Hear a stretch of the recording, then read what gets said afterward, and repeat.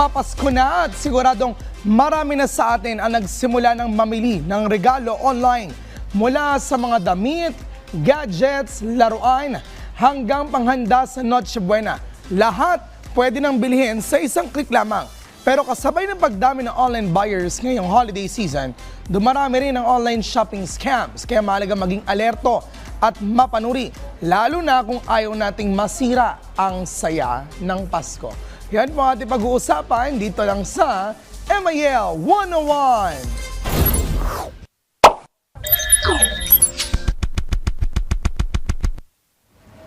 Ang tanong, bakit nga ba dumadami online scams tuwing holidays? Tuwing holiday season kasi, mas nagiging target ang mga mamimili dahil una, nagmamadali tayo makabili ng regalo. Pangalawa, maraming sale, discounts at promo. At pangatlo, mas inuuna natin i-consider ang presyo kaysa sa pag-check ng legitimacy ng seller. Alam ito ng scammers, ginagamit nila ang pressure ng last day sale, limited stocks, at holiday promo para mapilit tayo magbayad agad kahit hindi pa sigurado kung legit ang seller. Narito ang ilan sa karaniwang online shopping scams. Una, fake online stores of pages.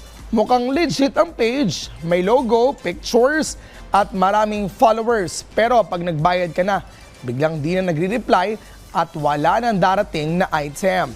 Pangalawa, ay sobrang murang produkto. May gadgets sa branded items na halos kalahati ng totoong presyo. Tandaan, kung sobrang mura at parang imposible ang deal, magduda na. Pangatlo, fake sellers sa online marketplaces. Hihingi ng down payment o full payment sa labas ng application. Pagkatapos mo magbayad, i-delete ang account o ibablock ka. Pang-apat, phishing messages. May matatanggap kang text o chat na parang galing sa courier o shop na may link para i-confirm ang delivery. Kapag click mo, pwedeng makuha ang personal details o bank information mo. Paano natin maiwasan ito? Una, bumili lang sa trusted at verified sellers. Pangalawa, i-check ang reviews, ratings at comments. Pangatlo, huwag magmadali sa pag-order. Kailangan mag-research muna at maghanap din ng alternative. Pang-apat, iwasan ng direct payment kung hindi kilala ang seller. Panglima, gumamit ng secure payment methods. Dagdag na rin natin na huwag basta mag-click ng links mula sa unknown messages. Sa magandang paalala po mas okay nang malate ang regalo kaysa mabiktima tayo ng panloloko. Anong gagawin kapag nabiktima ng scam? Kung sa tingin mo ay na-scam ka, i-save agad ang screenshots ng usapan, resibo at profile ng seller. I-report ito sa shopping platform, bangko o sa mga otoridad.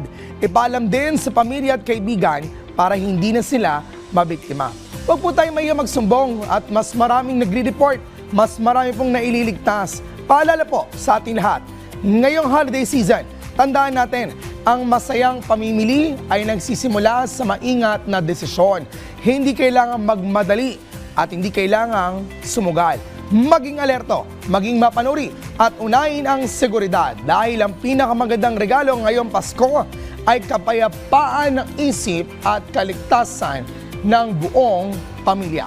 Yan po muna at napag-usapan dito lang sa MIL 101.